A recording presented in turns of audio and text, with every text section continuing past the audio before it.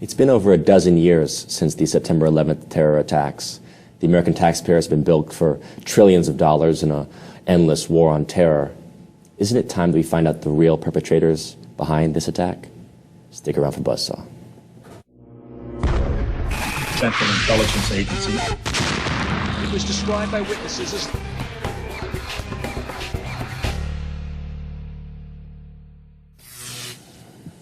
Christopher Bollyn used to be an investigative journalist for the American Free Press, and more recently has written 2 books on solving 9/11. He's joining me today to discuss perhaps who the real suspects should be in investigating that crime. Christopher, thank you for joining us. Nice to be with you. To start out, I think we have to ask the basic question, which is, I get asked that as well. Why do you believe that 9/11 is not what the mainstream media and the 9/11 Commission tells us to believe as an al-Qaeda conspiracy perpetrated by 19 terrorist hijackers on airplanes, 4 airplanes that day? Well, it's very simple. First, that the crime of 9/11, in which 3,000 people were killed, was never really investigated as a crime. The evidence was destroyed, for example, the steel at Ground Zero, and what evidence that was remaining was not analyzed. So the person who was supposed to prosecute the crimes of 9/11 was Michael Chertoff, Assistant Attorney General at the Department of Justice. And the FBI was supposed to provide him with the analysis of the evidence to prosecute the crimes. None of that ever happened. Rather, the steel from the World Trade Center was sent to a couple of junkyards in New Jersey, cut into small pieces, mixed with other scrap, and sent to China. And it was sent to China at a time when the price of scrap steel was the lowest it had been in 50 years, which meant that just the cost of shipping it to China was eating up all their profit. So this was a crime in which the evidence was destroyed, and that was done because an analysis of the evidence would have proven early on what we now know, that the buildings were exploded, the buildings were demolished with explosions, and that the perpetrators were not the Arabs on the airplanes, but the buildings themselves were wired for destruction. And 93% of the people who died on 9/11 died in the Twin Towers. Well, so you said, for example, that there was a profit to be made by selling the scrap. Now, who exactly? Was that the owners of the Trade Center buildings that would make profit on that? Well, they called it recycling. And at the time it was going on in 2001 and 2002, the New York media pretended not to understand basically the chain of custody of who was in control of the evidence. But the evidence was first and foremost under the control of the Department of Justice and their sub-agency, the FBI. And John Ashcroft was Attorney General. His assistant was Michael Chertoff, an Israeli national, by the way. And so these people failed in their official duties to prosecute the crimes because they failed in investigating the crime. There was no investigation. So when you talk about the 9/11 Commission report, or you talk about these building performance documents, these reports, these do not replace an official police investigation, a forensic investigation, which never happened. So the destruction of the evidence is itself a crime. And for that crime, you could hold John Ashcroft, Michael Chertoff, and of course George Bush and Dick Cheney accountable because they served beneath him, beneath the government. Mm-hmm. So now we start with that question, obviously, being, okay, if the people that are supposed to be investigating this are not properly investigating it, does that indicate then a level of collusion? Exactly. Now, my question then would be, at what point, I mean, you're at this point a journalist, at what point do you start to say things are not unfolding properly to my, to my understanding, to my knowledge, my awareness of how the world should work, that there's something else going on here, that there's perhaps a conspiracy at work? At what point does that come into your head? I understood that in the first week. I was in New York City on September 11th, early in the morning. I couldn't go to Washington, obviously, so we turned around and went back across Pennsylvania. And as I started writing about it, when I got back to Chicago, a couple days later, I could see that the government and the media were avoiding 2 main things. They were avoiding the evidence of explosions in the World Trade Center, and they were ignoring and omitting any discussion of these 5 dancing Israelis. And then these are the guys, these Israeli agents who were caught basically celebrating the collapse, the burning towers behind them in New Jersey. And then thirdly, about a week later, there came out this report about the instant messaging services of Odigo. It's an Israeli company that was based in Herzliya, Israel, and also near the World Trade Center. And some instant messages went out on this text messaging service, Israeli-owned, that warned of an imminent catastrophe at the World Trade Center, and it was sent out about 2 hours before it actually happened. So like 6:45 local time, 6:30. But the thing is that the vice president of the company in Israel, Alex Diamandis, he told the media that the warnings were exact, precise to the minute, meaning that at 8:45, all hell is going to break loose at the World Trade Center. Don't go there. So those things in the first 2 weeks indicated to me that there was a cover-up, that we were being told a false narrative, we were being given a false narrative, and that those were the main issues that were being omitted from discussion. Right. But that question about the text message service, I mean, was that proven, or was, because obviously a lot of mainstream media says, oh, that was some, conspiracy rumor, anti-Semitic rumors that were spread about. No, that was printed in the New York Times, I think, and maybe in the Washington Post once, but then later in Haaretz in Israel. And like I said, the vice president of the company, Alex Diamandis, spoke to Haaretz, I believe it was, and said exactly what I just told you, that the warnings were precise to the minute. Yeah. Well, it's interesting. I've had Yuval Aviv, for example, right, who was Mossad. He, formerly Mossad, he told me that he had been with George Bush briefing him, especially at that time period. He was briefing the president on a monthly basis, as he says. And he basically had briefed him a month in advance about precisely this type of attack unfolding. Now, his claim, of course, was that Bush didn't, heard it, really didn't take it seriously, or who knows what happened. I mean, he would say there was perhaps a shadow government at play. I won't speak for him. But the point being that intelligence services were aware of the plots taking place. Now, where do you think Mossad fits into this scheming of this event? Well, I use the term Mossad to refer to Israeli intelligence in general. But it's a loose use of the term, because an atrocity like 9/11 was planned. We now know it was planned decades in advance, and the first indications and projections, ideations of this idea came out, for example, in a movie by Arnon Milchan in 1978 called The Medusa Touch, with Richard Burton, in which the climactic scene is a 747 flying into the Pan Am building, and then you find that at every point of the matrix, you find either an Israeli agent themselves or a Sayan, an American Jew who's working for the state of Israel. And what we're talking about is a very extreme bunch of people at the top of Israeli intelligence and Israeli military, like Netanyahu, who basically have a psychopathic version of the worldview. And you have to understand that in Israel, in 1976, I think it was, the Likud coalition came to power.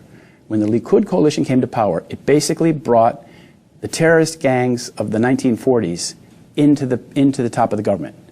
And it was a very sad day in Israeli history, because it brought these former terrorists like Begin, Shamir, and of course Ariel Sharon into power. And these are people who only know the use of terrorism. That's their modus operandi. And so, when 2001 began, February, we had Ariel Sharon running Israel and George Bush running this country. It was a constellation made for disaster. I mean, we've had Paul Craig Roberts on this show, who was former Assistant Treasury Secretary under Reagan, and he talks about the neocon faction. And he said, look, I mean, these neocons, who are obviously, a lot of whom are actually joint Israeli-U.S. citizens, right? This bunch were basically being, they were imprisoned for their crimes during the Iran-Contra era under the first Bush, right? When Bush was running that operation as vice president, and then as president, he was able to pardon a lot of these guys, right? Guys like Poindexter and Abrams. But the point being that this same crew that's running operations in the 80s is now all of a sudden given another carte blanche access to the presidency through Bush Jr. Part 2. Precisely. And Ariel Sharon was the Israeli defense minister when they invaded Lebanon in 1982. And the atrocity of the massacre in Sabra and Shatila was blamed on him by a commission in Israel, the Kahana Commission. And the Kahana Commission recommended that he lose his portfolio as Minister of Defense, which was taken away. And they also recommended that he never serve in an Israeli government again. But in 2001, he was elected. And, you know, we saw what Ariel Sharon was all about when he went up on the Temple Dome with a bunch of soldiers and basically started an intifada. He started an uprising all by himself. Because this is a man who thrives on terrorism and tension and war. And that's basically that's who's been running Israel since 1976, basically, is these people. And, you know, Menachem Begin, who was the founder of the Likud party, who took Israel into the war in Lebanon, was also the person who bombed the King David Hotel in July 1946. And that's very similar to 9/11 because the reason they bombed the King David Hotel is because it was British headquarters in Mandate, Palestine. And the British had gone out on an operation and collected a lot of evidence and previous to that. And they had information that would have hanged the leaders of the Yishuv, the leaders of the Jewish community in Palestine, the Zionist Committee. And even the Jewish Agency was implicated in the evidence. So they had to destroy the King David Hotel in order to destroy the evidence. Right. And they have the same thing on 9/11. You have the destruction, for example, of Building 6, the Customs House, where the vault down below the building, where all the evidence from the Enron crime and the WorldCom and various gold financial scandals and just all kinds of things like that, big crimes that were being investigated by the federal government, that evidence was carted off the night before. As we know from Kurt Sonnenfeld, who was a videographer for FEMA, the vault was empty. And Building 6 has a giant crater in the middle of it. It's an 8-story building, but it has a giant crater that goes down to the sub-basement level. And the New York Fire Department was trying to fight that fire and contain that fire before the towers even fell. So you see, when you talk about 9/11, you're talking about a crime within a crime within a crime. Very much like those Russian Matryoshka dolls, where you open up the doll, there's another doll inside, another doll. It's the same way. There's layers of deception, and there's crimes within crimes. So you mentioned, obviously, this film, you know, that was Milchan produced. Ironically enough, he's won the Oscars the last 2 years in a row. And that actually happened after he admitted to being a notorious arms dealer who helped the Israelis to secure the nuclear bomb. Right? That confession occurred, and then all of a sudden he wins 2 Oscars. But his film dealt with a terror attack and a plane hitting a Pan Am building. But how does that, in a sense, you say it's a precursor or in a sense a foreshadowing of 9/11, but at what point do you think this attack was staged, and as you say, for covering up what crimes? Like what was the intention of the cover-up there?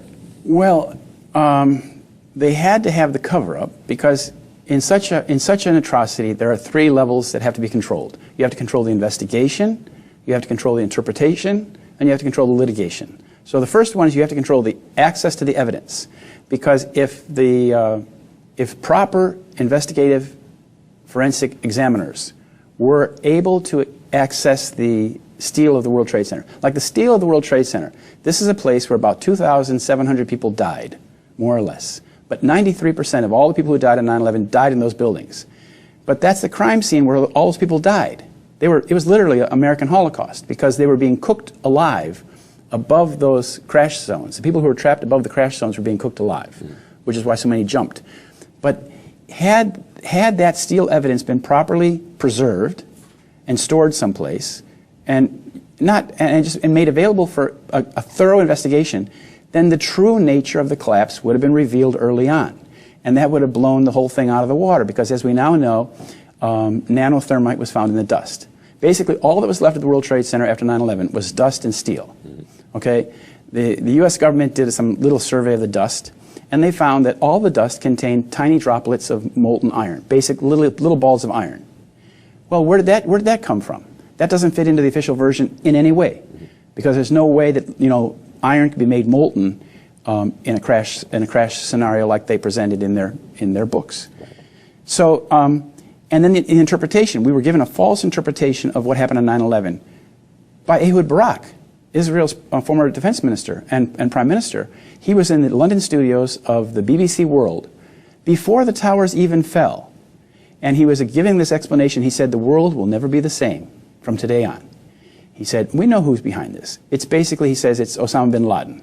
And we know where he is. And he said, now is the time for America to engage in an operational war on terrorism. And that little spiel that he gave on world television, BBC World, then became basically the takeaway from the whole thing. That's what everybody then believed from then on. That was the Israeli interpretation of 9/11. It was there. I mean, it was what PNAC was calling for. The Project for a New American Century was calling for. Right. We need to basically take. We have to basically take onus of becoming the modern empire to secure the world. The world's policemen. We need a real Pearl Harbor, a new Pearl Harbor, to justify it. Precisely. I mean, that's obviously the narrative of the war on terror. But for you saying going back, for let's say a decade or two, in terms of the motivation for this target, for these buildings, because again, we can say like, yes, destroying the World Trade Center has triggered the war on terror to the present day, where we're concerned about ISIS terrorists that have only cropped up because of the war in Iraq and against Syria, and you name it. Like, we're just in endless wars now. But the point being that why the Trade Center buildings? Why these three, especially World Trade Center 7? Because that one didn't even get hit by a plane, and they still demolished it. So something must have been in there that they wanted to cover up. Well, yeah, the OEM, the Office of Emergency Management, New York City, they had a hardened bunker on the 23rd floor. The entire 23rd floor was a hardened bunker with resistance to every nuclear blast, even. I mean, basically, and that, I think, is probably where the people who pushed the buttons on 9/11 that caused the demolition of the towers, they probably worked out of there. Then afterwards, they had to destroy the evidence again. But the thing is that in 1979, the founding head of Mossad, his name was Issa Harel. In 1979, he predicted to an American visitor, a Zionist mercenary, what do you call it, evangelist, a TV evangelist, named Stephen Evans, or Michael Evans. He told him that in 1979, he said Arab terrorism would come to America. And when it does, they will attack your tallest building in New York City, because he said for the Arabs that's like a symbol of your fertility. And he made that prediction in 1979, and 22 years later it came true. And in my book Solving 9/11, I go to the historical. I start from the history, and I explain how Israel has done this kind of thing before. I explain the motivation. I explain also how they were setting up the crime. Well, you talk about false flags, for example, how they've, are notorious for being able to create sort of, whether it be the Palestinians, for example, creating terrorist groups or networks that may either ultimately, like Hamas, for example, many people say was originally, in a sense, not necessarily seeded from Israel, but they did allow Hamas to operate out of Israel proper, right? And ISIS or ISIL or IS, Islamic State, it's. For example, all the videos we're seeing now, well, first of all, false flag terrorism has now become the new norm. After 9/11, that's the seminal event of our time. But afterwards, like the recent events in Denmark and in Paris and in Kenya, and many of these attacks, most of these attacks are more of the same, false flag terrorism. And so what I recommend to your viewers, is that they read John le Carré's book, The Little Drummer Girl. Because in that book, it was written with the help of the Mossad. They explain in the 1980s exactly how Israel sets up such things like the Paris shooting or the Danish shooting, and how they do it. And 9/11. I mean, for example, the 6 or 7 of the so-called Arab terrorists who were living in Florida all had duplicate licenses issued in their name. You see? So somebody else was going around town leaving a trail in their name. And that's what Little Drummer Girl is all about, how they do that kind of thing. And because, now when we see Islamic State committing atrocities week after week, day after day, what's interesting to note is that all of the videos, the video evidence, is coming out of one little Israeli website called Site Intelligence Group. I think it's based in McLean, Virginia. And the woman who runs it is named Rita Katz. And she was on CNN when the second American beheading video was shown on TV. She told on CNN, she explained that it just so happens that we aired this film before the group aired the film, because we had a copy beforehand. Well, how did they have a copy beforehand? Good question. So where do the Saudis fit into this? Because, I mean, apparently, according to the 28 missing pages for the 9/11 Commission, there's Saudi financing that's going into the operation. Where would they fit into the 9/11 operation? Well, with all due respect for the Saudis, I would have to say they're kind of like useful idiots. They've been played. They may also be, of course, willing to go along with some of these things because I don't think they would oppose. I don't think the Wahhabist mentality would really object to the use of terrorism to right, spread their ideology. and they are supporting, as we know, they are supporting Islamic State. They are supporting these mercenaries and these rebels that are fighting in Syria. Going back to the Taliban in the 80s, right? Yeah, and they are, you know, they're dead set against Iran and Hezbollah and the Shiites. So, you know, but the Saudis, when you talk about those 28 pages, I don't know what those 28 pages say, but when they talk about Saudi involvement in 9/11, that is not consistent with all of the information that I have found, is that at the architectural level of this crime and the managerial level of this crime, the people who ran it, thought about it, conceived it, and then managed it, they're all Zionists, not Saudis. So, as I said, the Saudis were probably played or used or just useful idiots who were able to, you know, be snookered into a position where they look indictable. Right. Like they look culpable. Well, but I think even above the Zionist level, you still have what's the British Empire, Yeah. which is still a tactical, you know, how do you say, it's a tactical machine. Yeah. You know, the British Empire is the one that formed Israel in the first place, is the one that created the Saudi Arabia, because Arabia obviously was not under Saudi control before the British gave it to them. Right. It, you know, basically established the modern Middle East. And so they're tremendous architects, going back to Bernard Lewis and his arc of crisis policy in the late 70s, right, that Brzezinski bought into when they formulated the Afghan war against the Soviets, right? The idea we can use this radical Islam against, this is historical British policy, against any kind of sovereign nation state, be it USSR, be it China, be it Assad now in Syria, or, you know, Nasser and Sadat in Egypt before, right? So it's a very, to me, it's a British imperial policy that plays well into the Zionist, let's say, worldview. But when you look at the British imperial policy, you have to look at who's behind that imperial policy, and you do find the fingerprints of the Rothschild family, for example. The Balfour Declaration, which created the state of Palestine, it was basically like the birth certificate for the nation in 1917, was addressed to Lord Rothschild. Yes. And you know, the Rothschilds, they had their own interest there. They wanted to create this Jewish state. They wanted to protect the Suez Canal, which they had invested in and owned. But it's when we talk about the British Empire, who exactly are we talking about? That's what I'm pointing out. You know, because you know, the British have been snookered in the same way that we've been snookered into wars in the Middle East that are not in our national interest, and it's not in Britain's national interest either. Well, again, that's the problem with empire. You lose your national interest when you become an empire, right? That's the whole point, is that you get caught up in these games that really destroy your nation, your industrial policies, for example, that might raise your working class. That all gets destroyed in the process of building. But you have to look at who is the brain behind the empire. Like, for example, now we have this Ukraine crisis. Well, how did we get in this Ukraine crisis? We got into it because of the actions of Nuland, Victoria Nuland. She's married to Mr. Robert Kagan. Who brought us the war in Iraq, basically. The PNAC document you referred to that said that the United States should invade and occupy Iraq whether Saddam Hussein is on the throne or not. That was in 2000, right? Well, now she comes along and she's the one who brought us the crisis in Kiev. She supported it, and then she said they had been pumping billions into the and two weeks before. 2 weeks before the government was overthrown, the elected government was overthrown, she was already naming who would be the prime minister.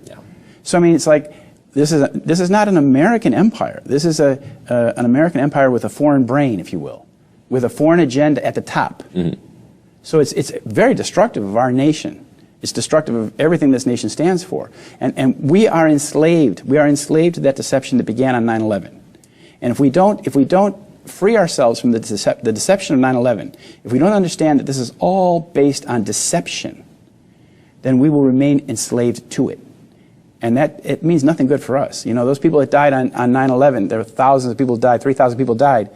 More and more will die as a result if we don't free ourselves. It's in our absolute best interest as a nation that we expose who's really behind 9/11 and bring them to account. You know, justice.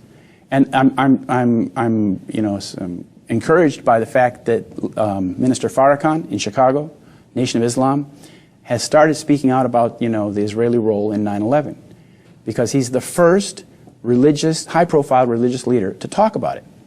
You know, all of our institutions have failed us. The media, the government, the police, the universities, the churches. I wrote a letter to the Pope. I told the Pope, you just have to tell the people that we've been deceived about 9/11. That's all. I mean, how can the churches go along with this deception? The deception is killing us. How can they go along with it? Well, I would argue that don't forget that the Catholic Church also has a tremendous role and influence, because Israel itself sits where the Crusader kingdom used to sit. Yeah. So to me, actually, a lot of this policy is being foisted by a much older empire, which is called the Roman Catholic Empire. Mm-hmm. You know, and again, I don't look at it like a Zionist influence over the British. I think the British have a much older game that they play, and they've mm-hmm. used Zionism as one of their tools, just like mm-hmm. they've used fanatical Islam, just like mm-hmm. they've used, you know, our war parties. It's like, again, it's a game as old as empire. Yeah. But to get back to the real sure. motivation behind 9/11, in terms of the towers. Yeah. So the target, again, being what exactly do you think in those three towers? Because we know, for example, that, you know, Euro Brokers and Marsh McLennan mm-hmm. were two of the companies that lost over 500 people right. out of 3,000 people dying. Right. To lose that number of employees mm-hmm. indicates perhaps those were the marks yeah. and the targets. But why? Yeah. Well, you know, one thing is that, as I said before, evidence of crimes, evidence of the big crimes of the 1990s was being destroyed mm-hmm. systematically. As we know, Rumsfeld came on TV on the day before 9/11 and said something like $2 trillion was unaccountable for from the defense budget. Mm-hmm. And then, you know, the missile... Dov Zakheim was the controller that yeah, day. Dov Zakheim was the controller. And then the plane that hit the Pentagon went into, or the missile, went directly into the accounting office where that money was being, you know, sought, looked mm-hmm. for. So... The books. Yeah, the books. And the same thing, like, both airplanes went into secure computer rooms in the Twin Towers. As you said, Marsh McLennan went right into their computer room, the first one. But that brings up a whole other thing, because when we talk about Marsh McLennan, we're talking about Maurice Greenberg and Jules Kroll. And Jules Kroll Associates, had control of the security for the building, you know? And Jerome Hauer had worked for them. Jerome Hauer then appeared on TV in San Diego on the morning of 9/11, again blaming Osama bin Laden. Right, like the script was already written. The script was written, absolutely. Yeah. And when Philip Zelikow then was executive director of the 9/11 Commission report, he came to the beginning of the planning sessions with the myth already written out. He's a myth maker, basically. That was his specialty in college. He wrote his thesis was the creation and maintenance of the public myth. And then he gave us a myth, he wrote the myth, and all those bullet points, all of those points and titles and subtitles of that myth were already on paper before the people even started talking. So you see, that's... So you mentioned Maurice Greenberg, who's mm-hmm. AIG, right? And AIG yes. people know from the financial debacle in 2008. But AIG has a long history with CIA and other covert operations, because the insurance always has to come into play at some point in our world. What's their role, do you think, the AIG factor in this whole thing? Well, it's not so much AIG. I don't know. It's more Maurice Greenberg. Maurice Greenberg is a very big supporter of the State of Israel, and as Jules Kroll is. And you know, we saw in 2008 AIG received a $180 billion bailout. His AIG were insuring basically Goldman Sachs and Bank of America. Mm-hmm. So the money went to AIG and then to Goldman Sachs and Bank of America. But the thing is that, you know, the secure computer room of both Fuji Bank in the South Tower and Marsh McLennan in the North Tower, these computer rooms played a role. They were obviously, from the picture, you know, behind you, you can see that the computer rooms basically exploded. And left a huge, big, giant trail of white smoke.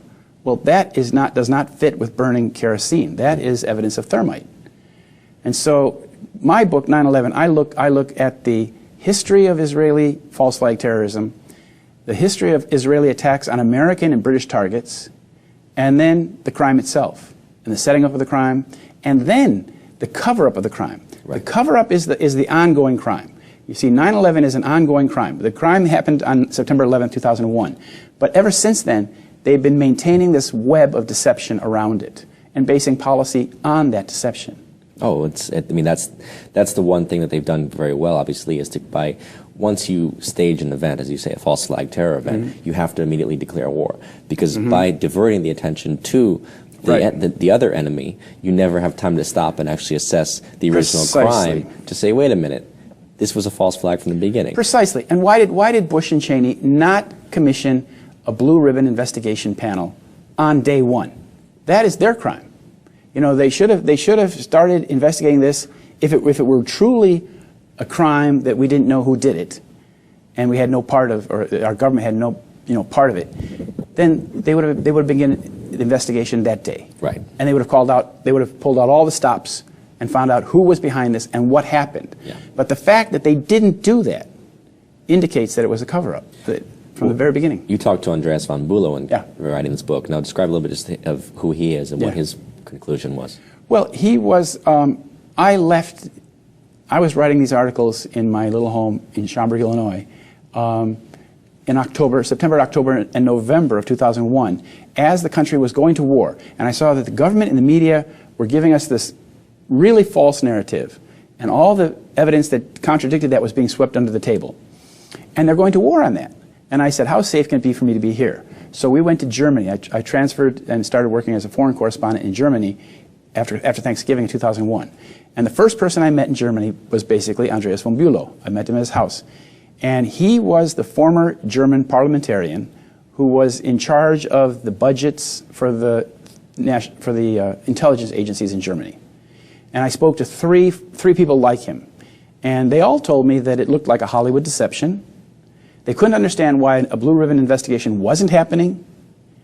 And Andreas von Bülow explained to me that in this kind of operation, there's an architectural level, a managerial level, and a working level. And the working level is part of the deception. So like the 19 Arabs, for example, who were on the planes or not on the planes, whatever, the false trail of these 19 Arabs, that is the one part of the deception.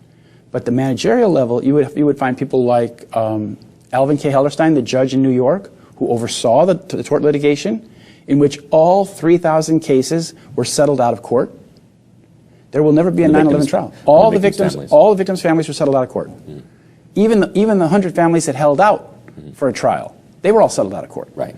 And of course, Michael Chertoff, he's the head cop. How do you sue the head cop? But in any case, he was the guy who was supposed to prosecute the crime. There was no 9/11 trial. There never will be. Right. Because if there were a trial, there would be legal discovery. And we could ask questions like, how did these guys get on the plane? Did they get on the plane? Let's see the videos, et cetera, et cetera. What happened to the Pentagon video? Yeah, yeah.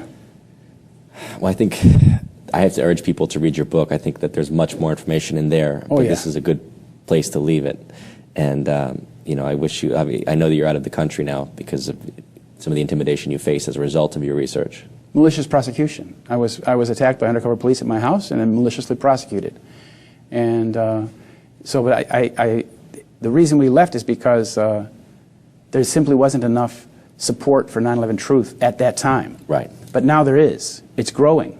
And people are realizing that we are still stuck in this deception. Yes. And if we don't free ourselves from it, the future will be grimmer than the past. It'll be worse. I think it's becoming more and more apparent that this game goes on until people can actually just, you know, call a spade, right, and stop buying the BS. Right. Well, thank you very much. Thank you for joining us, Christopher. Appreciate it. Well, there you have it, folks. A little slice into 9/11 reality. Let's hope that you check out Solving 9/11 and start to realize that the events of that day were not as they appeared on the TV screen. That was a tremendous magic trick that was played so that we can be in this endless war of continuous militarization of not only abroad, but also domestically. And it will carry on until we start to actually call out the criminals, the real terrorists that perpetrated it. This is Sean Stone signing off.